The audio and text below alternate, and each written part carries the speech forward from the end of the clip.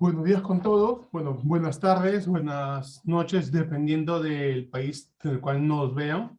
Les agradezco de todo por su presencia en este evento. Me presento, soy Jaime Lee, soy el presidente del capítulo de Latinoamérica de WAP. En este evento, nuestro capítulo ha intentado invitar a ponentes de reconocido nombre regional para poder hablar precisamente de una problemática que se están presentando ahora en la región, que es en los nuevos modelos de bancabilidad y sus retos que se están presentando en los proyectos de APP, producto de las consideraciones especiales que se están presentando producto de la pandemia del COVID. Como saben, todos los países han entrado en un proceso de recesión, inflación, producto del alto costo que implicó las políticas proteccionistas de la salud, ¿no? Para poder hacer las compras de la vacuna, las restricciones de movilidad y etc. Pero ello ha generado problemas tanto de orden interno económico como de predictibilidad y bancabilidad de los proyectos. Y precisamente el evento de hoy es para tener un debate de cuál vendrían a ser las nuevas tendencias para poder hacer más atractivo y por ende bancable los proyectos de APP dentro de la región, más aún cuando las APPs, más que una forma de contratación, son una forma de generación de desarrollo. Reitero su participación, les agradezco el tiempo que se están dando y los dejo con Alejandro Pérez, representante de WAP en Ecuador y organizador del evento, para que dé pase. Les agradezco. Muchas gracias, Jaime, por la introducción. Bienvenidos todos. Tengo el altísimo honor de poder moderar el evento el día de hoy. Voy a empezar a presentar a cada uno de los panelistas que nos acompaña. Lenin Mayorga es abogado por la Universidad Nacional de Lambayeque y magíster en Derecho de la Empresa en Regulación de Negocios por la Pontificia Universidad Católica del Perú. Cuenta con más de 12 años de experiencia profesional en temas de inversión, en los que ha elaborado en distintas entidades del sector público. Desde el 2018 se desempeña en el cargo de director de política de inversión privada en el Ministerio de Economía y Finanzas del Perú. Es también docente de varias universidades del Perú. Federico Villalobos pues, tiene más de 15 años de experiencia en evaluación financiera y económica en proyectos de infraestructura, APPs y fortalecimiento institucional para el desarrollo de la obra pública. Actualmente es socio de infraestructura de la firma Deloitte para LATAM. Ha trabajado también para diversos organismos internacionales y tiene un enfoque en lo que es la región de Centroamérica y el Caribe. Ha sido también participante en distintos eventos y conferencias, tanto locales como internacionales. Y por último, tenemos a Diego Carrillo, que cuenta con más de 12 años de experiencia en distintas entidades del sector público y privado de Perú, así como en organismos internacionales. Fue viceministro de Comunicaciones del Ministerio de Transportes y Comunicaciones. Actualmente es consultor para el Banco Mundial. Es graduado de la Universidad de Lima. Tiene estudios de posgrados en finanzas y administración de empresas en universidades de Francia y Canadá. El formato que vamos a usar el día de hoy y que les invito a que ustedes como audiencia también participen es el de mesa redonda, en el cual se abordarán tópicos de distintas materias, a efecto de poder conocer las distintas visiones, perspectivas y criterios que tienen nuestros panelistas, que como ven vienen del sector privado, del sector público y también de organismos internacionales. Al final del evento vamos a abordar las preguntas que ustedes formulen a través de las opciones que tiene la aplicación, así que les invitamos a que puedan poner todas sus inquietudes a lo largo del evento. Quisiera solo dar un disclaimer, un descargo general, y es que los temas que se van a abordar aquí, sobre todo las posiciones que cada uno de los panelistas va a emitir, no necesariamente representan a la organización a la que pertenecen, por lo tanto se debe tratar esto únicamente en la esfera académica como es el evento el día de hoy. Quisiera hacer una breve introducción para entrar ya en materia respecto de la situación económica y política mundial al día de hoy. Como todos sabemos, la guerra entre Ucrania y Rusia ha generado un conflicto y efectos no solo a nivel de Europa, sino a nivel mundial, tales así que se vive actualmente una situación de alta inflación en muchísimos países, inclusive en la región. La región no ha sido exenta de esa situación. Además, esto ha causado que haya varios problemas en la cadena logística, ha generado que haya problemas también en el acceso a financiamiento que antes estaba disponible, debido a esta incertidumbre que ocupa al mundo al día de hoy. ¿Qué sucede a nivel regional? En esta semana la CEPAL redujo su previsión de crecimiento para América Latina apenas del 1.8% y estimó que el promedio de la inflación en la región va a llegar a niveles superiores al 8%, inclusive podría llegar a 2 dígitos. Un tema no menor y que con esto quisiera también empezar es que, de acuerdo a un análisis realizado por el BID, la brecha de infraestructura prevista de acuerdo a la Agenda 2030 es demasiado grande en nuestra región. Hay muchísimos inconvenientes y sobre todo hay muchísimos retos, y ese es el propósito del evento de hoy. El tratar de destrabar, el tratar de identificar cuáles son esas aristas y cómo poderlas abordar en los distintos partes y componentes que forman parte de una asociación público-privada. Como vemos, la región requiere de infraestructura, requiere de mantenimiento y reemplazo de activos, y vamos a descubrir y a visualizar qué alternativas tendríamos el día de hoy.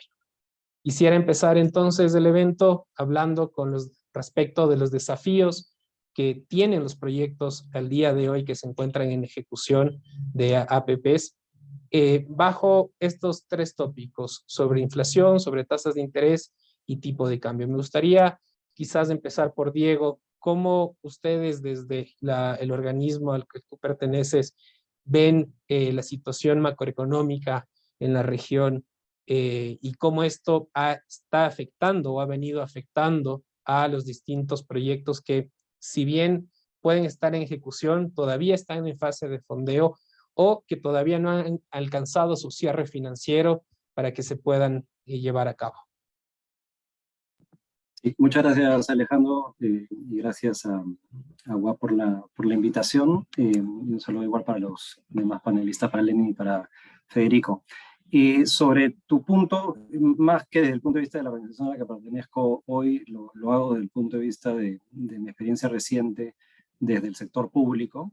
Yo creo que, bueno, ya tú habías planteado muy bien antes la coyuntura en la que nos encontramos hoy día, con múltiples crisis que se superponen, saliendo de una y ingresando a la nueva crisis inflacionaria generada por la guerra en Ucrania, y que obviamente golpea a los mercados de capitales, pero en lo que respecta a temas de infraestructura, yo creo que es importante ahí, Alejandro, no perder, digamos, de vista que aún antes de las crisis que hoy día tenemos y aún antes de la crisis de la COVID-19, ya estábamos a niveles de inversión, al menos en Latinoamérica, y lo puedo decir a ciencia cierta en mi país, en Perú, que no alcanzaba los niveles, digamos, de velocidad que se requerían para las brechas sociales que se representan en distintos sectores y con volúmenes diferentes, ¿no? Ahora, eso yo creo que lo que invita en el caso particularmente de las APPs, de las asociaciones público-privadas,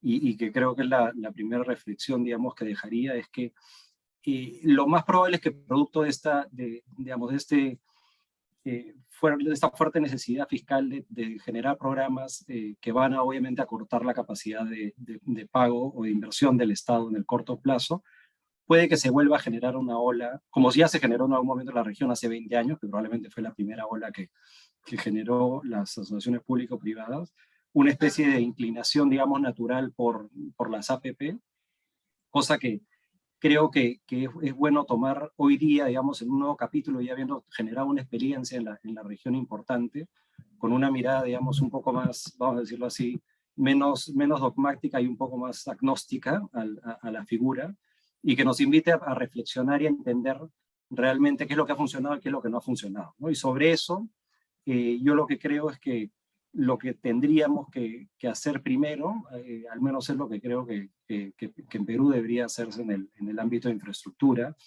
es enfocarse puntualmente en tres cosas.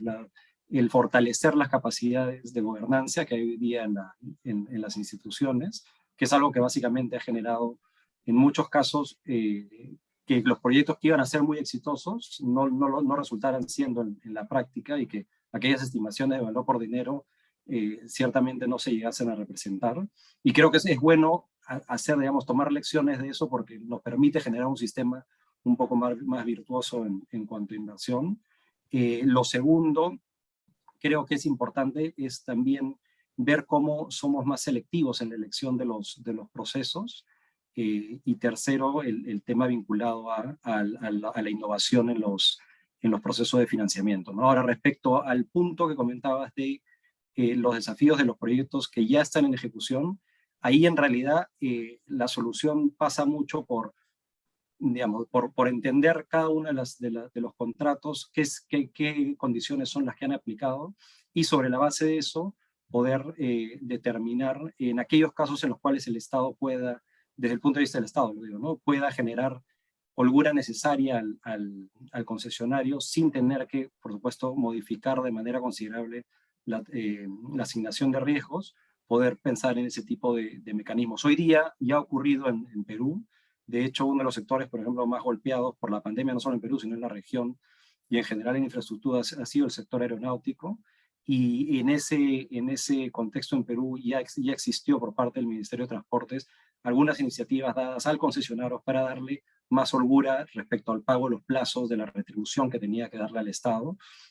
Me parece que se postergó, no sé si fue 2 años o 3 años, pero que le daba, digamos, un espacio suficiente para poder hacer frente a la bancabilidad del proyecto que tenían que enfrentar próximamente, ¿no? Eso lo dejo como idea general, pero vuelvo seguro con otro comentario una vez que escuché a Federico y a Len. Gracias. Perfecto. Gracias, Diego. Interesante esa visión mucho más holística de la situación. No sé, Lenin, tú desde la perspectiva pública y sobre todo en la realidad peruana, que es la con la que tú estás más familiarizado, ¿cómo has visto que se ha impactado el tipo de cambio? Al día de hoy, muchas de las monedas de la región con excepciones puntuales de economías dolarizadas que existen, han visto cómo quizás se ha hecho más oneroso los contratos, del financiamiento que ellos tenían, y cómo ven ustedes desde la perspectiva pública que esto pueda ser solventado en las circunstancias actuales y futuras para mitigarlas en el tiempo. Sí, muchas gracias, Alejandro, y también me sumo al agradecimiento de WAP por la invitación y también a la presencia de los demás panelistas. Para mí también es un honor poder compartir este panel con ustedes.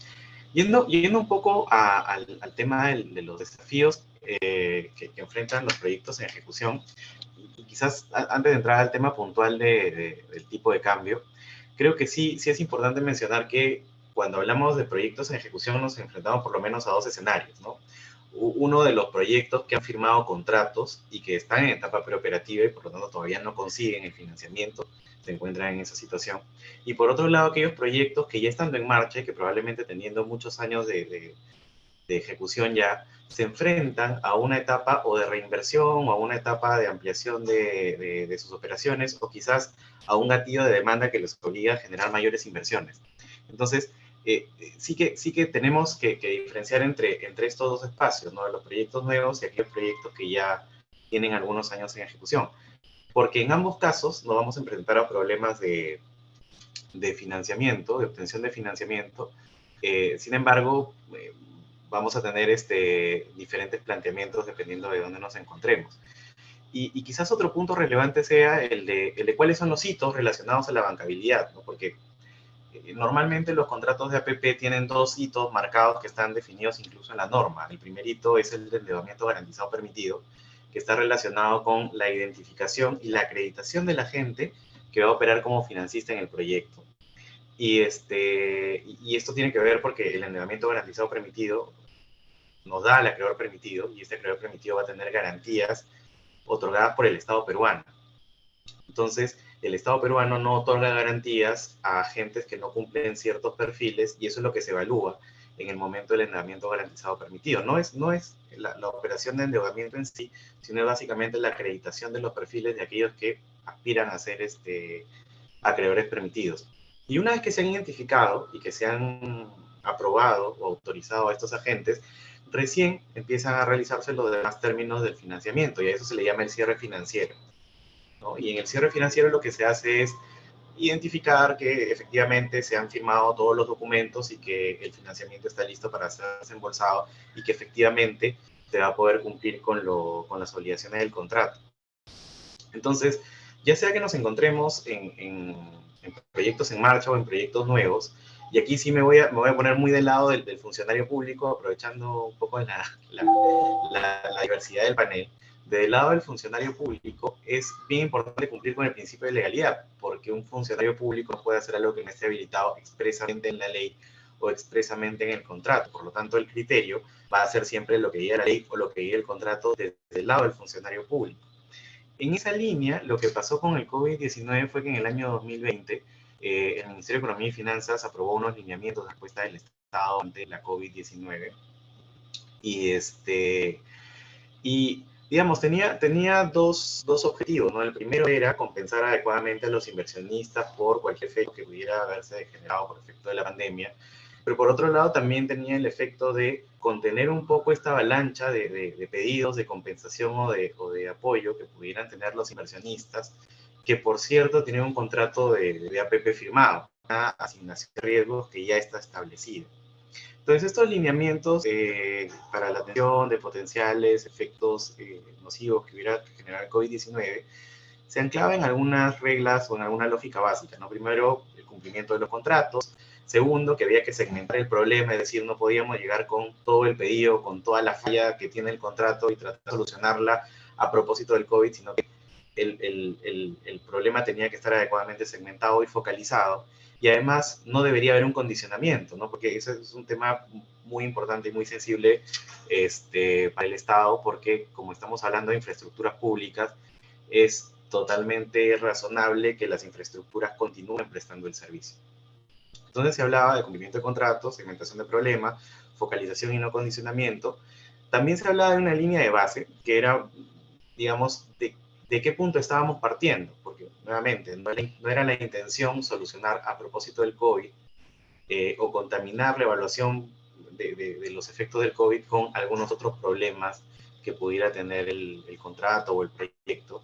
Y obviamente ya desde el punto de vista hacendario, el criterio principal era la sostenibilidad fiscal, porque lo que debería haber ocurrido es que se presenten requerimientos de manera ordenada, y que estos requerimientos ordenados pudieran ser conocidos por el Estado peruano también para realizar los pagos. Entonces el mensaje fue: si hay algún pago que el Estado te deba realizar por efectos de la fuerza mayor, entonces tenemos que revisar, tenemos que identificar ese daño, tenemos que determinar en qué parte del contrato se señala que el Estado peruano debe pagar ese daño, debe cuantificar el daño, y con toda esa información el Estado peruano procede al pago de manera ordenada y evidentemente con un criterio de responsabilidad fiscal. Sin embargo, los lineamientos no se quedaron ahí, porque también creo que todos somos conscientes de que la pandemia ha sobrepasado las expectativas y las proyecciones que pudiera haber hecho cualquiera de los especialistas. Y siempre había una salida adicional, ¿no? La salida adicional siempre es la posibilidad de rescatar la concesión, pero nuevamente en el ámbito del concepto de equilibrio económico financiero, ¿no? No era simplemente la necesidad de tener el mensaje de que la concesión ya no es viable, sino que además había que luego reequilibrar el contrato y ver de qué manera se hacían las compensaciones correspondientes. Entonces, ¿qué es lo que ha pasado con la pandemia? Que lo que ha pasado es que nos ha obligado a poner el foco en dos riesgos relevantes. Uno es el riesgo de fuerza mayor, al que todos asociamos el efecto o la situación del COVID-19, y también el riesgo regulatorio, porque es cierto que el Estado, al momento de definir, por ejemplo, que todas las personas permanezcan en aislamiento social obligatorio, como se llamó en su momento, sí que generaba un impacto con una medida normativa en la demanda de las empresas. Pero claro, la idea siempre, desde el punto de vista, digamos, de la administración pública, es garantizar la institucionalidad, el respeto por los contratos. Entonces, si es que efectivamente una medida normativa afecta los ingresos o los costos, ya el contrato reconoce la obligación de compensar. Entonces, lo que sí se buscó en este espacio fue que veamos esto de manera ordenada y que se haga siempre basándose en lo que mandan los contratos. Nuevamente, el gran desafío para los proyectos en ejecución tiene que ver con la forma en la que se definen estos riesgos de fuerza mayor, riesgos regulatorios, y cómo esto impacta en el contrato, hasta dónde llega el deber del Estado de compensar, y a partir de qué punto el Estado se encuentra también en la necesidad, ya no en la obligación, pero sí en la necesidad de poder intervenir un proyecto o rescatar un proyecto para garantizar la continuidad de los servicios públicos. Entonces, esos han sido un poco los desafíos que se encuentran en los proyectos en ejecución. Muy interesante ver cómo se han tomado esas acciones por parte del gobierno a fin de aliviar de cierta forma la carga y de brindar condiciones en las que se pueda ir sorteando estos diversos avatares. Me gustaría, Federico, no sé si ustedes desde su perspectiva en el sector privado, ¿qué han visto respecto de las tasas de interés? Que muchas veces los financiamientos están atados a tasas variables, y si bien ha habido un crecimiento en las tasas, un alza en las tasas, ¿cómo ustedes están viendo al respecto? ¿Ven que quizás los concesionarios están optando por renegociar esos contratos, están quizás tratando de irse por mecanismos de derivados financieros, no sé, para tratar de reducir el impacto financiero que pueda tener el proyecto? Sí, bueno, muchísimas gracias también por la invitación. Creo que es un tema muy importante, y ahora tanto Diego como Lenin mencionaban dos temas sobre los que quiero retomar, y poder atender tu pregunta. Uno es que creo que tendremos más tiempo, ahora unos minutos de conversar, que es el tema de fortalecimiento institucional y la preparación de proyectos, porque al final de cuentas, digamos, parte de la misma cadena, es decir, todo es lo que termina, vamos a decirlo así, plasmándose en el proyecto. Hablábamos también, Lenin, ahora de los impactos que ha tenido, digamos, toda esta coyuntura, y ahí es donde quiero llegar, y qué es lo que hemos estado viendo en algunos proyectos. Bueno, el tema cambiario es importante, evidentemente, como bien decías, los países que tienen pues una economía dolarizada no sufren dicho impacto, pero los otros, digamos que sí, y la mayor parte de los proyectos que hemos analizado, que hemos visto con impacto en movimientos cambiarios, ha sido precisamente proyectos que además tienen, llamémosle entre comillas, la protección de que su modelo tarifario está indexado al tipo de cambio. Digo entre comillas, porque al final de cuentas yo puedo tener un modelo indexado al tipo de cambio, pero sencillamente llegará el momento en que para el usuario eso sea insostenible. Entonces, eso se va a convertir evidentemente en un impacto sobre la demanda del proyecto, y además termina en una disputa con la administración de qué manera compensar dicho impacto. Es decir, hay un riesgo hacia ambos lados. Y de esto, pareciera que uno se está desviando del tema, pero es que nos lleva a lo mismo. Cuando hemos estado viendo cómo se está comportando la estructura financiera que están esperando evidentemente los financiadores como proveedores de esos recursos, pero también los promotores o accionistas del SPV, del APP, mucho está ligado a los siguientes factores. ¿Qué tan bien preparado está el proyecto? Y pareciera que esto es como repasar el libro de texto, pero es que es lo que estamos viviendo en la realidad. ¿Qué tan bien preparado está el proyecto? ¿Por qué? Porque me permite estimar de una manera mucho más clara pues cuál es la demanda a la que me voy a enfrentar o cuál es la institución que está detrás y que va a hacer frente a los pagos por disponibilidad u otro tipo de peaje sombra que pueda estar detrás de un proyecto. ¿Cuál es esa fortaleza institucional que tiene el país? Es decir, ¿con quién voy a estar unido contractualmente durante los 20, 30 años del proyecto? Y número 3, algo muy importante que a veces olvidamos, ¿y cuál es el programa de proyectos que trae el país? Pareciera que esos son temas demasiado grandes o demasiado etéreos como para que impacten en el tipo de interés y en lo que están buscando los participantes, pero se termina reflejando ahí.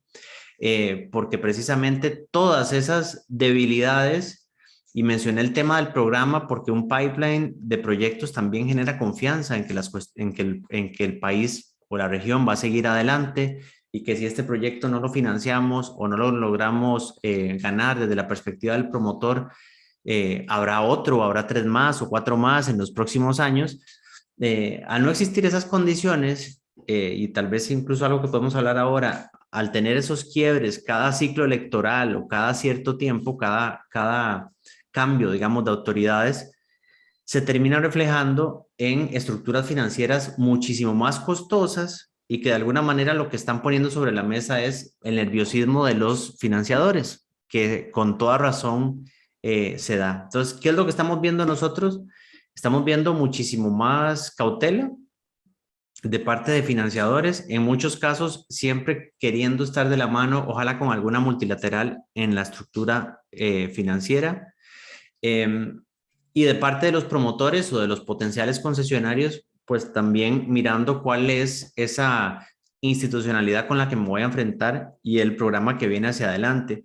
Y dejo un tema ahí que ya estamos viendo como dicen, en la vida real, y veía una de las preguntas que mencionaba de algún proyecto en particular. En Costa Rica, por ejemplo, hay un proyecto vial que tiene un tránsito promedio diario superior a los 100,000 vehículos diarios, que es un muy buen nivel de demanda. Pero por esa misma, digamos, falta de planificación de las autoridades, se está invirtiendo en una ruta que terminará siendo competencia y al mismo tiempo la misma inercia que deja la pandemia sobre todo durante 2020, que hubo, digamos, muchas restricciones a movimiento, ya se proyecta por parte de agencias calificadoras que a partir del 2026 entraremos en la aplicación del ingreso mínimo garantizado, algo que no ha pasado durante los 10, 12 años que ya lleva el proyecto en operación. Entonces, y creo que esto se va a ir repitiendo en los distintos países, y Lenin lo mencionaba, ¿verdad? De qué manera en una circunstancia como estas podemos asignar esas responsabilidades, pero se nos vienen, pareciera que la pandemia ya pasó y que los niveles de demanda ya fuimos recuperados, pero todavía queda una inercia importante que hay que ir mirando hacia adelante, sobre todo el desafío que esto implica para las administraciones y los ministerios de finanzas específicamente, ¿no? Así es sin duda una tarea y un desafío en el día a día. Quisiera retomar un punto que mencionó Lenin y haciendo esa distinción de esos proyectos preoperativos que si ya bien están firmados los contratos, todavía están en esa fase de llegar a madurar el proyecto, a llegar a ejecutarse al 100%. ¿Cómo ven ustedes esos desafíos respecto de lo que significa la cadena logística, todo el encarecimiento de precios, el qué tan costoso se ha hecho y cómo eso repercute en el proyecto como tal? Porque al final del día el presupuesto original o la oferta que fue remitida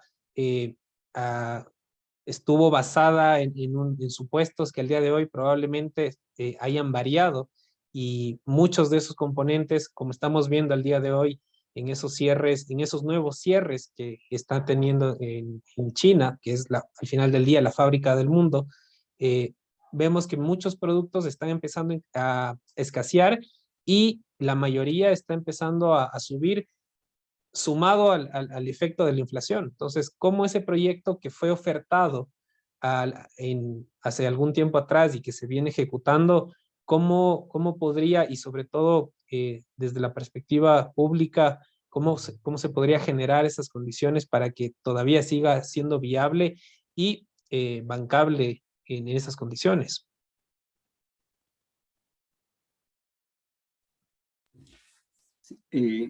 Alejandro, a ver, yo un comentario rápido sobre eso y un poco volviendo también a lo que Lenin y Federico habían comentado. O sea, yo lo creo que primero hay que ver es un poco la experiencia reciente, ¿no? ¿Cuáles han sido los sectores realmente más afectados producto de este golpe en la demanda, producto de la pandemia, que probablemente también se van a ver afectados en los siguientes meses producto de esta alza inflacionaria? Y hay que separar bastante a aquellos sectores como energía, agua, que creo que han tenido un golpe bastante menor por estar mucho menos expuestos a fluctuaciones, digamos, en la demanda, de otros que han estado bastante más expuestos, que tiene que ver con el sector transportes, particularmente transporte urbano o transporte interprovincial, o aquel que tiene que ver con puertos o aeropuertos, ¿no? Entonces, creo que en ese caso hay que también diferenciar, y bueno, va un poco en línea con lo que decía Lenin antes, aquellos proyectos que ya tienen, digamos, que ya están en fase de ejecución, que ya están en fase de operación, que ya han realizado, digamos, gran parte al menos de la parte más intensiva de inversión en CAPEX, y que hoy día básicamente tienen que financiar obra, por más de que tengan bonos en el mercado. Revisado antes de entrar a esta mesa una de las redes viales concesionadas más importantes de la zona norte en Lima, y la nota que emitía el mercado hace unos meses, que mantenía además una clasificación y un rating de AA-, estable, mantenía la confianza de los bonistas. En realidad, la afectación aún haya tenido una bajada muy importante en el tráfico, y una bajada importante en el tráfico me refiero que en un momento en la pandemia 70% de sus ingresos se fueron al sueldo, pero aún a pesar de eso y aún a pesar de no haber cumplido varios ratios de financiamiento, la Asamblea de Bonistas decidió darle waivers necesarios para dar un poco más de oxígeno y poder retomar la operación. Y creo que la razón de ello tiene que ver, y ahí viene un poco también mi primer comentario, de que el inversionista que se tiene en el modelo ideal detrás de estos proyectos es un inversionista de largo plazo. No debiera ser un inversionista, digamos, que por más afectación o demás, o sensibilidad que tenga algunas coyunturas como la de la pandemia, además, o crisis como la actual de inflación, debería tener, digamos, cierta espalda suficiente para ver hacia un horizonte mayor y no verse, digamos, asustado por situaciones como esas, y es el caso que mencionaba, que sigue operando con financiamiento del mercado de capital local, y sin ningún inconveniente, al menos todavía. Pero de ahí viene el caso, justo el previo, ¿no? Que es el más riesgoso, por así decirlo, que tiene que ver con aquellos proyectos que todavía no han levantado el capital suficiente y que están además en etapa o preoperativa, o van a hacer un brownfield para poder ya entrar a una expansión importante de la infraestructura que hoy día opera ese concesionario, ¿no? Y ahí ya el juego cambia un poco, ¿no? Y digo cambia un poco porque yo sí creo que ahí, y viene un poco en línea con lo que mencionabas tú también, Alejandro, en fin, de la variación que puede haber en los precios de la cadena logística, o en general de los proveedores de servicios de este concesionario para operar, no solo para construir, sino también para luego operar ese bien.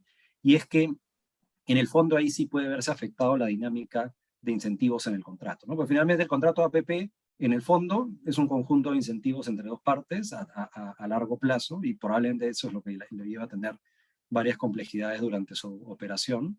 Y yo creo que ahí, al menos lo que hasta el momento ocurrió en el Perú, pero que todavía tiene algunos retos importantes para decidir en los próximos meses, tiene que ver con, han existido ciertamente, y creo que hay que decirlo así, eso necesita que el Estado genere una mirada flexible y que le dé salidas, como decía, con postergaciones, por ejemplo, de pagos, de retribuciones, que eso le da cierta espalda financiera, al menos en el corto o mediano plazo al concesionario.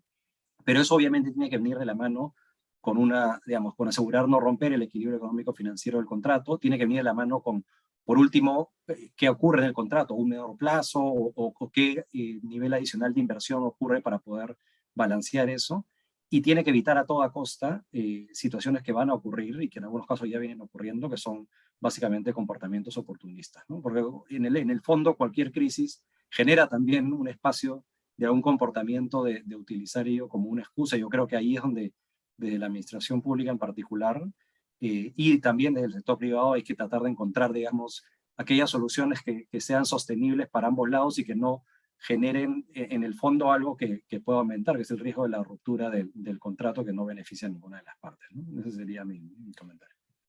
Tú, Diego, efectivamente mencionas que esa renegociación, en los casos que así se requiera, para darle la viabilidad al proyecto, es necesaria y en muchos casos inevitable si es que se busca que el proyecto pueda ser ejecutado y que sobre todo perdure en el tiempo como tal. Ustedes, Lenin, desde la perspectiva del sector público, siempre que se habla de renegociación, uno se pone quizás un poco a la defensiva, porque claro, la idea de que el contrato dure por años, a veces se da contra la realidad y hay muchos eventos como el que hemos vivido con la pandemia y ahora la situación geopolítica mundial que hace necesaria llegar nuevamente a las partes a la mesa de negociación. ¿Qué podrías tú comentar respecto de esos aspectos generales de una renegociación de términos contractuales? Sí, gracias Alejandro. Sí, pues genera en realidad estas posiciones encontradas, hablar de renegociaciones contractuales, probablemente por algunos antecedentes de corrupción vinculados a estos espacios, pero concuerdo plenamente en que la renegociación puede ser una necesidad real, tangible, frente a estos supuestos. Y se generaría como una necesidad real en tanto el contrato no sea suficiente para brindar una solución ya pactada desde el punto de vista de equilibrio económico-financiero, sin dejar de lado que la propia renegociación contractual debe mantener el equilibrio económico-financiero. Entonces, el equilibrio económico-financiero es un concepto transversal que vamos a llevar, ya sea que estemos ejecutando el contrato o ya sea que estemos tratando de modificarlo. Porque supongamos en un escenario teórico en el que el Estado o el concesionario demuestra que la concesión ya no es viable y que necesita, como bien señala Diego, que sí han habido antecedentes, un respiro financiero. Este respiro financiero, para que pueda ser aprobado en el marco peruano al menos, debe tener su correlato. Entonces, si se genera algún alivio que brinde la posibilidad de continuar con el proyecto, y esto tiene una incidencia financiera, esta incidencia financiera tiene que ser utilizada luego para reequilibrar el contrato. Y es ahí donde viene un punto bien complejo, no solamente en la renegociación, sino también en la aplicación del propio contrato, porque en la asignación de riesgos ya hay algunas reglas preestablecidas, hay algunas cláusulas como la cláusula de equilibrio económico-financiero, que señala que si el gobierno, el Estado, da una medida normativa que incide en costos o ingresos, por encima de un umbral, el Estado está obligado a compensar, ¿no? Y se genera, yo quería agregar esta problemática adicional, un tema de cómo es que se demuestra que todos los efectos derivados del COVID-19 se pueden imputar al cambio normativo y no al propio efecto del COVID-19, que puede formar parte de otros riesgos que podrían estar asignados al inversionista. Por ejemplo, si hablamos de buses de transporte público, van a haber personas que no viajan en transporte público porque está prohibido salir de las viviendas, pero también habrán personas que pudiendo salir de las viviendas porque tienen el pase especial de médico, de periodista o de comerciante de producto de primera necesidad, ya no opta por el bus, sino más bien opta por un servicio alternativo por el miedo a contagiarse del COVID, en este caso. Entonces, ese análisis es un análisis bien complejo, ¿no? el que se tiene que realizar. Entonces, indistintamente de que lo hagamos en el marco de la ejecución contractual o en el marco de una modificación contractual, siempre vamos a estar vinculados al concepto de equilibrio económico financiero, nuevamente, incluso en un escenario de rescate. Pero hay contratos, como bien mencionó Diego, que sí tienen algunos mecanismos que permiten dar alivios financieros. Si estos alivios financieros no están regulados en el texto del contrato, lo que se puede hacer es modificar el contrato, pero reequilibrar la ecuación para que esta incidencia financiera pueda ser compensada al Estado, con menor plazo, menor tarifa, o de repente una mayor retribución cuando la crisis se supere, pero siempre vamos a estar pensando en el concepto de equilibrio económico financiero. De acuerdo. Federico, ¿tú crees que con esa misma óptica o lo que ustedes han visto, los financistas también están abiertos y han realizado esas renegociaciones en los casos en los que era necesaria para la sostenibilidad del proyecto después de los eventos que hemos mencionado, que han acaecido? Sí, vamos a ver, yo creo que yo ahí dividiría, digamos, el tema de la renegociación en dos episodios diferentes. Digamos, la normalidad, por decirlo así, donde preferiblemente, digamos, si podemos evitar la práctica de la renegociación, mejor aún, por dos temas. Genera muchísimo más certeza y además te obliga o digamos, que te pone un nivel de disciplina tal a la hora de lanzar los proyectos a mercado y también tanto a los concesionarios como a los financiadores, pues también les genera una presión en términos positivos adicional para la debida diligencia que deben desarrollar a la hora de determinar si participan o no en un proyecto. Eso en términos, digamos, normales. Lo que ha sucedido, lo que sucedió, esperemos ya poder hablar en términos pasados de la pandemia. Ahí sí me parece que ha habido una apertura digamos, de las partes. Mencionaba ahora algunos ejemplos de proyectos que se vieron impactados de una manera importante durante esta pandemia. Y sí ha habido, digamos, una apertura tanto de los financiadores que no tienen ningún interés ni ningún incentivo a que el proyecto termine cayendo, ni mucho menos a que el proyecto tenga que ser rescatado por gobiernos que también después de la pandemia, pues resultaron o salieron muchísimo más debilitados fiscalmente hablando. Es decir, la salida para los financiadores no es buscar un rescate de los gobiernos, esa no es la salida, sobre todo en las circunstancias actuales, pero sí, pues buscar una salida a la estructura financiera dentro de el marco dentro del marco establecido, ¿verdad? Entonces yo creo que eso es uno de los elementos más importantes que ahora, y no es para devolverme, pero tiene que ver con lo que mencionabas ahora, el tema de la logística, y hacia adelante, después de ese episodio que vivimos, creo que los proyectos, y esto por eso hacía referencia a la logística, proyectos, digamos, de puertos, de aeropuertos, que tal vez hace unos años decíamos, bueno, es que la demanda de ese tipo de infraestructuras la podemos proyectar y estimar de una manera ya establecida y da una visibilidad, ya no es tan cierto eso, porque podríamos llegar a un evento similar. El tema del transporte, tanto público como de vehículo particular, también, o sea, la demanda cada vez se me hace más difícil y no solo por eventos atípicos como la pandemia, sino por lo que nos heredó la pandemia, que es esto que estamos haciendo nosotros aquí. Nosotros estamos teniendo un evento internacional sin utilizar ningún medio de transporte y probablemente sin darnos cuenta éramos parte de las proyecciones de demanda de algún aeropuerto o de alguna carretera que no se materializaron hoy porque estamos nosotros hablando aquí.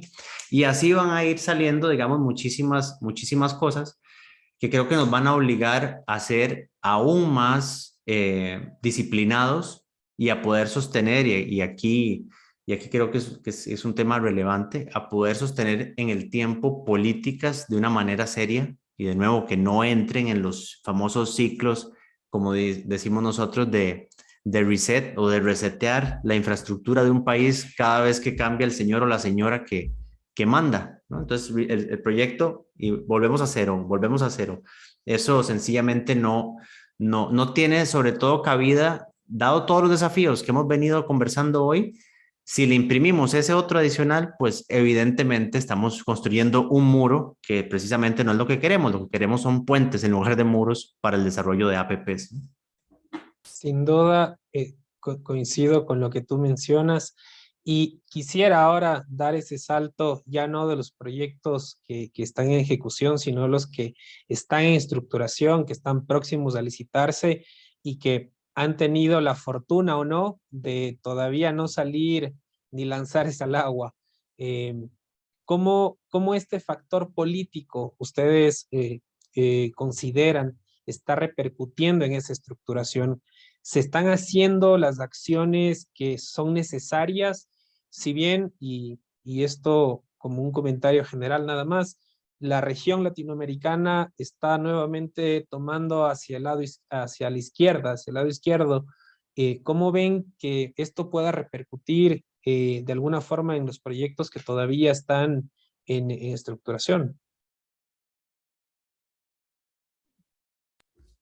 Sí. No sé.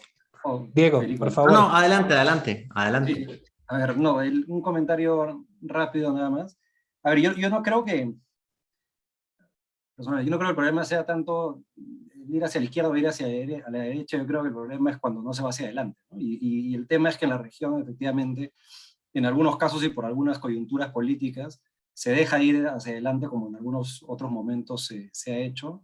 Y eso para el caso particular de los inversionistas en APPs o en general en proyectos en infraestructura, lógicamente te genera una situación de incertidumbre que golpea las inversiones. Ahora, yo ahí sí quisiera, digamos, quizás lo voy a tratar de vincular con algo que dijo Federico hace un rato que no quería dejar en el aire porque me pareció bastante importante, y que tiene que ver con, porque finalmente el tema de la situación política no generaría un impacto en el mercado de infraestructura si existiera una capacidad técnica sólida o una capacidad institucional, una capacidad de gobernanza sólida en el país. De hecho, hay países que pueden generar cambios importantes de derecha o de izquierda en el tiempo, pero siguen teniendo instituciones sólidas, confiables, que generan una cartera creíble y hace que el inversionista pueda ir en paralelo sin tener que verse afectado mucho por eso, con lo cual yo creo que lo primero que hay que entender ahí es que el problema de la situación política es en aquellos casos en los que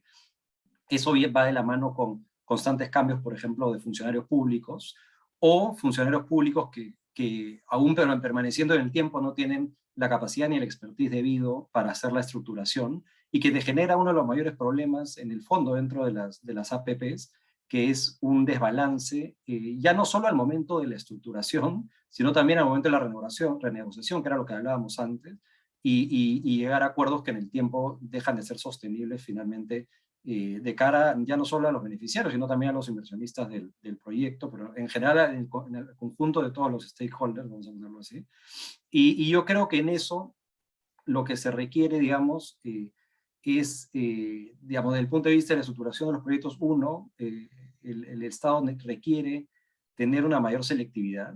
Yo creo que con selectividad me refiero a que cada cierto tiempo tiene que haber una refrescada de la cartera, pero una refrescada de la cartera digamos, que realmente involucre sentarse y decir qué cosas hoy día realmente son importantes para el país, qué cosas realmente van a tener la espalda para comprometer recursos fiscales, al menos a corto o mediano plazo, y qué cosas realmente debemos de simplemente desechar y enfocarnos en lo que genera en la cadena de valor mayor impacto hacia la derecha, básicamente, mayor impacto hacia el ciudadano.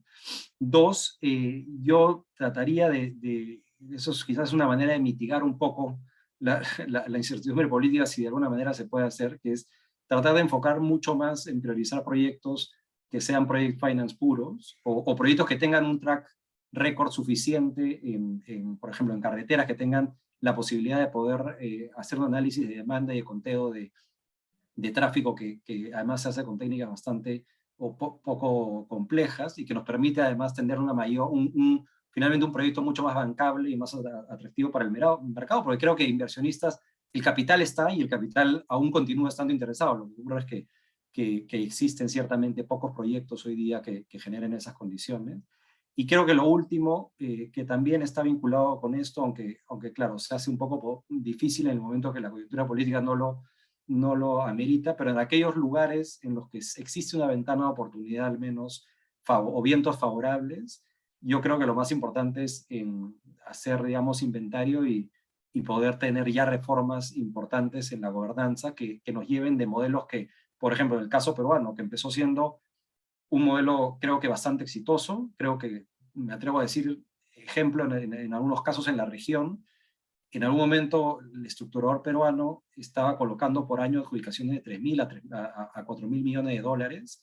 Hoy día, el año pasado, ha adjudicado cerca de 20 millones de dólares. O sea, a ese nivel de diferencia en la cartera y ese nivel drástico, digamos, de cambio ha ocurrido, y ha ocurrido básicamente porque tenemos una serie de situaciones, digamos, en la gobernanza misma de los proyectos que no permiten avanzar con la agilidad debida, y que creo que en aquellos lugares, más allá de la situación peruana, que sí existe esa coyuntura para hacer cambios, creo que deberían ser aprovechados, ¿no? Eso por mi lado. Gracias.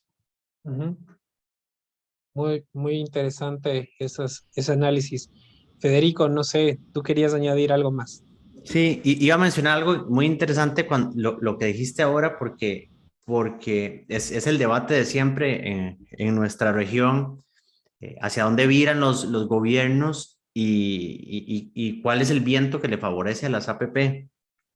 Yo lo que siempre trato de decir, porque sí es un hecho lo que dices, a veces quienes tienen una cierta orientación ideológica, vamos a decirlo así, tienen también una cierta resistencia adicional al desarrollo de APPs. Pero lo que yo siempre les pongo sobre la mesa es cuál es la figura en la que se siente más cómodo el sector privado, o más aún, cuál es la figura en la que el sector privado es menos disciplinado y en la que se han dado sobre todo la mayor parte de casos que quisiéramos no se repitan más en nuestra región. Es en la obra pública tradicional, ¿verdad? Es lo que siempre a mí me gusta plantear, porque a uno le dicen, bueno, es que ¿para qué hacer APPs? Porque eso es lo que el sector privado busca. Yo no estoy tan seguro. Yo creo que incluso, sobre todo el sector construcción, y a uno se lo dicen directamente, empresas constructoras, si a mí me ponen a escoger, me voy por la obra pública tradicional, claro, porque te exige menos, porque hay menos ojos encima, porque no está ligada a un nivel de servicio. Entonces yo creo que es importante que se entienda y de parte, digamos, de quienes estamos en este mundo de las APPs, de poder, en el buen sentido de la palabra, evangelizar, como dicen algunos, al respecto, porque se generan unos ciertos temas que se malinterpretan, ¿verdad? Entonces, yo creo que es en el interés de todos y de los usuarios y de los contribuyentes el desarrollo de APPs, y recalco, ojalá, como bien decía Diego, creo que incluso más allá de cuál es mi orientación, el que los gobiernos puedan dejar, o llamémoslo más allá, los estados puedan dejar de planta equipos técnicos sólidos, hace que las cosas se mantengan, independientemente que la cabeza de esa institución o esa persona de puesto de confianza cambie cada cierto tiempo. Si mantenemos los cuadros técnicos, el programa va a fluir. Es uno de los retos más importantes que tenemos, sobre todo considerando que las mejores piezas del sector público suelen migrar al sector privado. Digamos, es algo natural, ¿verdad? Entonces es cómo podemos, desde la perspectiva de los estados, retener ese talento, ¿no?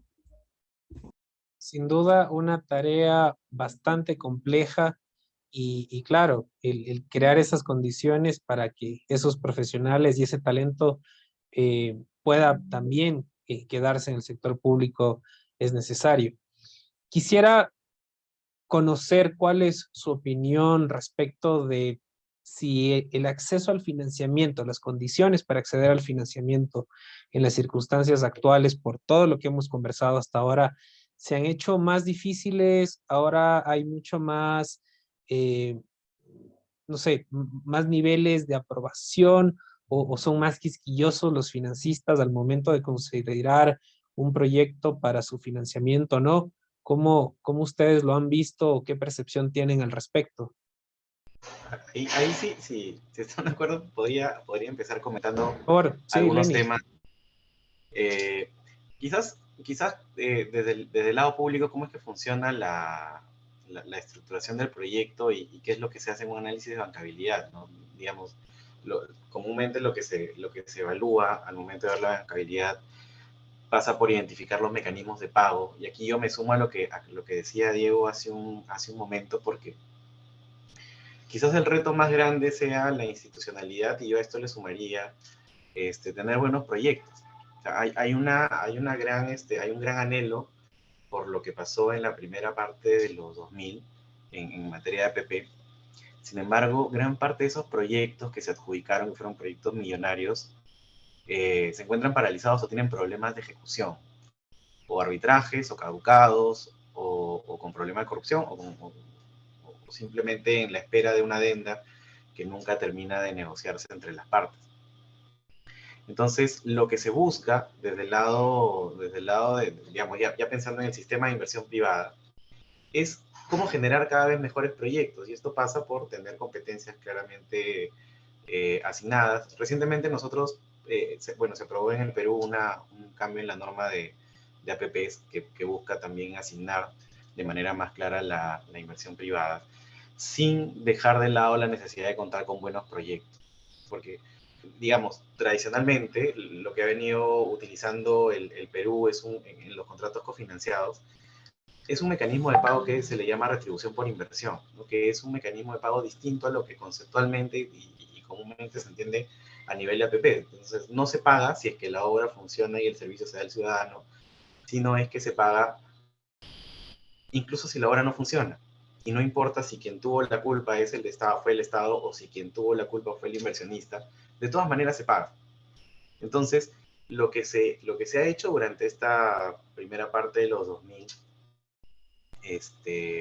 con el modelo de APP, fue hacerlo cada vez más parecido a la obra pública, porque la obra pública implica una verificación de un pequeño avance, un hito, un avance de obra, una valorización, y claro, no un pago, sino un compromiso de pago futuro, pero además cierto. Entonces se crea este mecanismo de pago llamado el RPI, que al final ya termina desalineando los incentivos, porque ni el financista tiene el incentivo de hacer una debida diligencia del proyecto, porque su pago depende no de que el proyecto funcione, sino de que el hito que ha financiado se haya reconocido, con lo cual ya no ven el proyecto, se ve solamente la parte, el hito, y se ve simplemente, dejamos el concepto de riesgo proyecto y pasamos a un riesgo de contraparte. Entonces, lo que termina evaluando el financista no es si el proyecto está bien estructurado, sino quién es la contraparte que tiene que pagar cuando se genere el desembolso. Y la contraparte es el Estado peruano. Entonces, cambiamos el concepto normal de Project Finance por un concepto de quién es la contraparte del Estado peruano, entonces pasamos a un riesgo de contraparte. Y de esa manera el RPI también genera incentivos, o generaba incentivos a nivel de los estructuradores de proyectos, de los funcionarios que estaban a cargo de los proyectos, para no terminar la debida diligencia respecto a la adecuada asignación de riesgos. Entonces los proyectos con este mecanismo de pago, con RPI, son bancables, porque no se evalúa riesgo proyecto, se evalúa riesgo contraparte, sin embargo no son sostenibles en el tiempo. Y eso es un poco lo que se ha buscado corregir con los cambios normativos y con los lineamientos. Entonces, yo sí concuerdo plenamente con Diego cuando menciona lo importante de la institucionalidad, y ahí también está alineado el concepto de tener buenos proyectos. Pasa por identificar un mecanismo de pago, además, que alinee los incentivos. Pasa también por revisar cuál es el esquema de financiamiento, si vamos a ir con créditos sindicados, con préstamos corporativos, con mercado de capitales, línea de crédito revolvente, fondos de inversiones. También se analiza cuáles son las fuentes de financiamiento, si es que vamos a ir con banca comercial, si es que vamos a ir con mercado de capitales o con banca de desarrollo.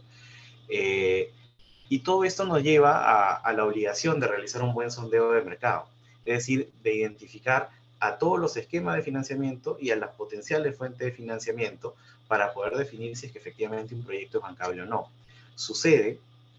Puede suceder que se analiza o un esquema o una fuente y se puede concluir a priori que no es bancable sin analizar las demás. Y tradicionalmente se hacía esto, que era lo menos complejo, que era un mecanismo de pago tipo RPI. Claramente la asignación de riesgo juega un papel importantísimo en la obtención de la bancabilidad de los proyectos. también hay que definir claramente cuáles son los derechos de intervención que van a tener los acreedores permitidos, porque ellos tienen derecho de cesión de flujos, los stepping rights, tienen la hipoteca y la concesión. Y últimamente en el Perú también se ha venido discutiendo la opción de financiar proyectos sin acreedores permitidos. Entonces, sin alguien que cumpla con las credenciales que se exigen normalmente y que puedan financiar proyectos. Pero claro, si no cumples con las credenciales, entonces no hay garantías del Estado. Entonces, ¿de qué manera se podría bancar un proyecto con financistas que no tienen el respaldo del Estado? Pero, sin embargo, es parte de la discusión que se ha venido dando, ¿no? Y obviamente también, dado que la intención es migrar a mecanismos de pago por disponibilidad, van a hacerse necesarias otro tipo de garantías, ¿no? Garantías de ingreso mínimo, garantías de compensación por parte del Estado.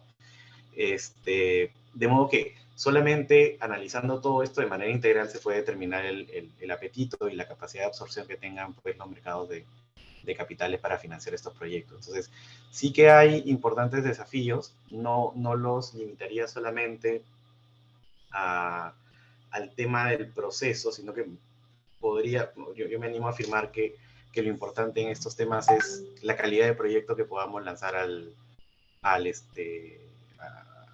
los financistas.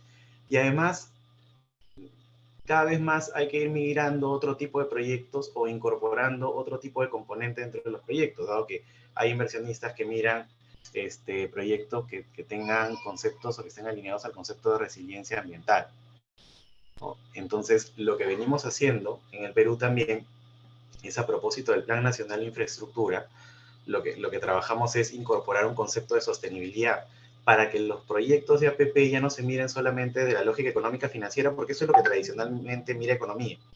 Economía mira viabilidad, proinversión ve bancabilidad.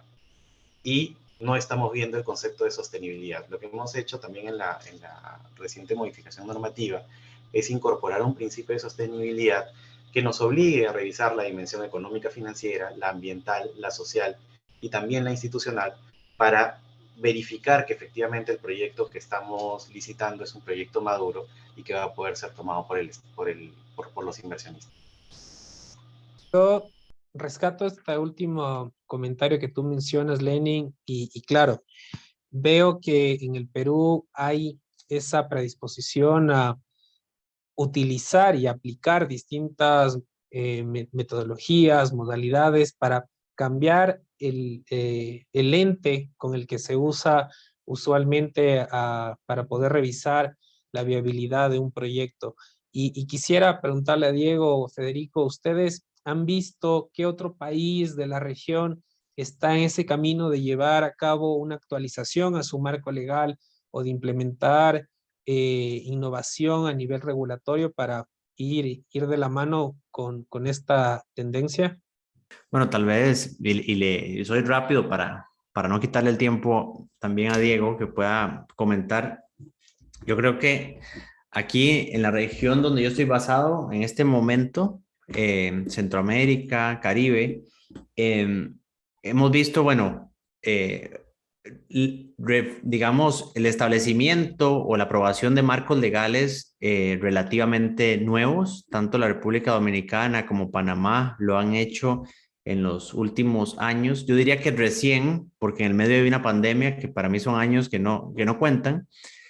Y un caso en particular que creo que vale la pena poner aquí es el caso de Panamá. Panamá, bueno, tradicionalmente ha estado posicionado como un mercado muy interesante para la inversión en infraestructura, sobre todo con modelos de otra naturaleza, más obra pública tradicional, algunos llave en mano, e incluso algunas emisiones en títulos valores para el financiamiento, pero sobre todo a través de instituciones estatales. Y Panamá, con la aprobación de la Ley 93 de asociaciones público-privadas en el 2019, me parece que está dando pasos muy interesantes, sobre todo actualmente, en lo que es todo el establecimiento de su marco, más que el marco legal que ya lo tienen, es todo ese marco regulatorio, todo lo que estará detrás, los lineamientos, las guías, los manuales, cómo se va a desarrollar cada uno de estos proyectos. Y son esos temas realmente los que desde mi punto de vista, van a marcar un punto de diferencia en ese mercado, porque son las cosas que hoy no se están viendo. De hecho, algunas personas dicen, bueno, es que está la ley desde el 2019, pero ¿dónde están los proyectos? Los proyectos están ahí en preparación, pero sobre todo ese andamiaje que se está armando, me parece que va muy en línea, digamos, con cuáles han sido las mejores prácticas y cuáles han sido las lecciones aprendidas de la región. Y es un ejemplo que yo invitaría a que podamos tener en el radar respecto a lo que está haciendo Panamá y el impulso que está teniendo. Ahí hay un apoyo muy grande, bueno, tanto político, pero también de la banca multilateral. Múltiples bancos multilaterales están apoyando al país en el establecimiento de este andamiaje para el desarrollo de proyectos APP. Y me parece digamos, que van a dar un paso importante una vez se consoliden y se lleven a cabo los proyectos muy importante, que creo que va a marcar un punto de referencia interesante en la región. Sin duda vamos a estar pendientes todos de esos cambios y esas acciones que tome Panamá para poder ir materializando esos cambios y el desarrollo de las APPs en dicho país. Para ir finalizando, quisiera conocer la opinión de ustedes a manera de sugerencias o comentarios. ¿Qué aspectos relevantes desde la perspectiva pública consideran ustedes que son necesarios para que la bancabilidad de los proyectos, además de lo que ya se mencionó, o quizás puntualizar o enfatizar alguno de los que ya se hayan mencionado? No sé, Diego, si ibas a comentar para no quitarte la palabra nuevamente. Sí, gracias, Federico. A ver, sobre esto un poco lo que ya se comentaba un poco antes, ¿no? Primero, a ver, quizás vuelvo sobre un comentario que hizo Federico antes de responder este cierre, que tiene que ver un poco, bueno, la verdad que me quedé un poco pensando en el tema respecto al comentario digamos, sin ánimo de abrir mucha polémica, pero respecto al comentario que hacía Federico de un poco cómo se ve la APP o cómo se debería ver la APP versus la obra pública respecto al tema vinculado con actos de corrupción y demás, ¿no? Yo ahí tengo una posición un tanto diferente. Yo creo que en realidad los actos de corrupción no dependen de la modalidad, sino dependen más de la persona y del funcionario, digamos, no honesto que participa en ese acto ilícito. Y creo que eso, la verdad, al menos vista la experiencia misma, lo puedo decir desde el caso peruano, ocurre tanto en obra pública como en obra, digamos, APP, sin distinción, lamentablemente. Y creo que nos retrotrae de nuevo al mismo tema, en el que creo que sí hay una coincidencia clara y que tiene que ver con, en el fondo, tener que fortalecer al funcionario, tener que fortalecer la capacidad misma del funcionario de poder hacer una estructuración de manera transparente y sin caer pues, en ningún tipo de acto de este tipo. Y creo que además es bueno tener un acercamiento así a las APPs, porque lo que ha ocurrido en el tiempo, y esto me retrotraigo hace 20 años, cuando empezaba, digamos, la ola de APPs, 20, 15 años en el caso de Perú, en el que casi que la manera por la cual se generó el uso, y que todavía queda un poco por ahí, aunque creo que algo ha cambiado, es porque básicamente se decía hay que hacer una APP porque el Estado no hace bien una obra pública, ¿no? O porque el Estado no puede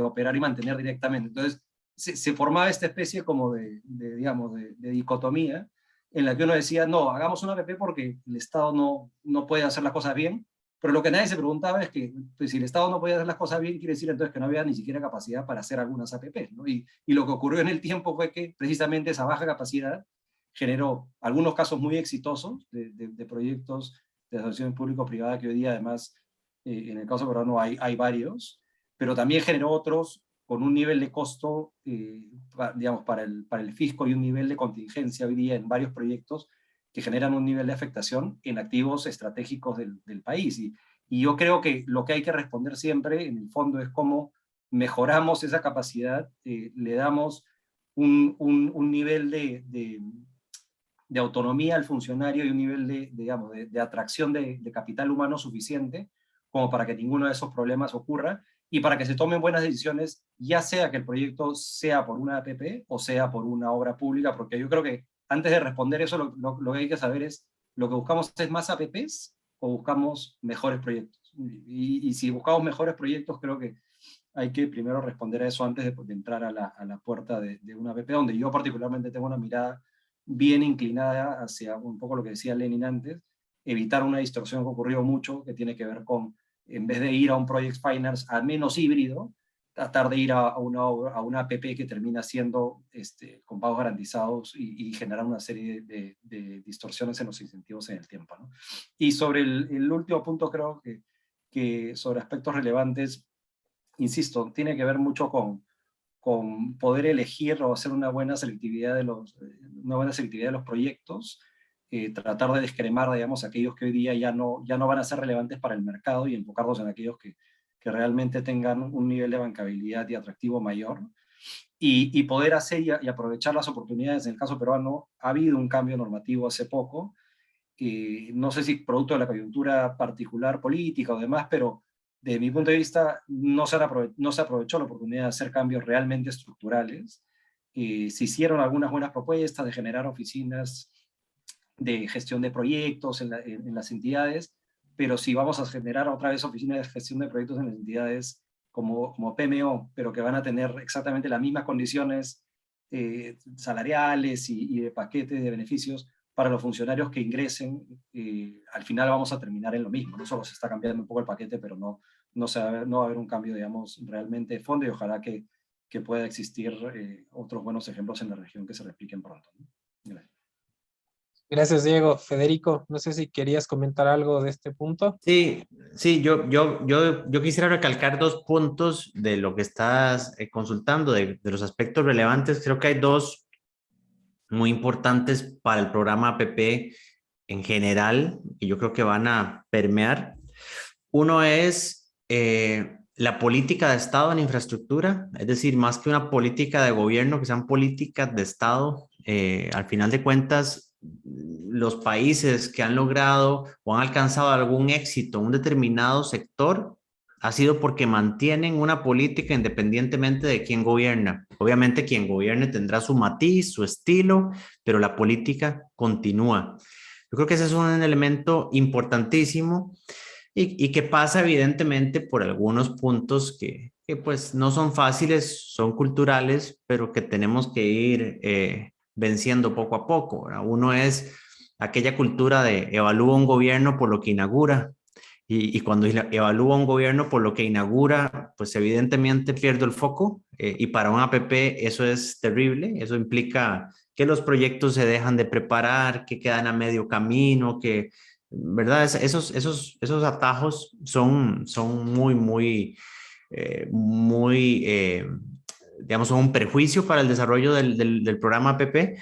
Y 2 cosas más que están ligadas, lo que hemos mencionado a lo largo de esta charla, el tema de fortalecer, de generar capacidades técnicas y de poder retener esas capacidades técnicas en el Estado, que es otro de los temas poco, digamos, poco populares, porque implica también remuneraciones distintas para poder retener a esos equipos, lo cual es un reto para todos, ¿verdad? Es un reto para todos. Y por último, esto sí es, yo creo que es lo más complicado dentro de todos los otros puntos, es también que toda la infraestructura, independientemente del modelo que vayamos a utilizar para su financiamiento e implementación, podamos dejar de hablar de obras de infraestructura para hablar de servicios de infraestructura. Y creo que cuando empecemos a tener ese chip de servicio, muy posiblemente los esquemas alternativos, digamos que de alguna manera encontrarán un lubricante para poder avanzar de una manera muchísimo más expedita. Yo dejaría esos puntos a manera de cierre. Muchísimas gracias, Federico. Quisiera cerrar el evento conociendo, Lenin, si bien tú estás al día de hoy en el sector público, ¿qué consideras o qué has visto que falta desde el sector privado que debe hacer o debe implementar para estar alineados los 2 sectores y desarrollar esos servicios de infraestructura, como menciona Federico, y dar ese salto ya y ese cambio de chip para el desarrollo de proyectos en pro de mejorar la calidad de vida de las personas? Gracias, Alejandro. Digamos que coincido con el tema en el que se plantea lo importante de poder mantener la parte técnica y también la de poder tener buenos proyectos. En tanto los proyectos sean proyectos bien estructurados, se va a poder eliminar este afán o esta posibilidad de conductas oportunistas de las que hablaba Diego, porque, digamos, haciendo un poco un sinceramiento, al revisar muchos contratos hay cláusulas imprecisas, hay redacciones imprecisas, y no se tiene que ser un mal inversionista para aplicar una cláusula ambigua. Si tienes un contrato mal redactado, la lógica, la racionalidad podría llevar al inversionista a querer tomar una conducta oportunista.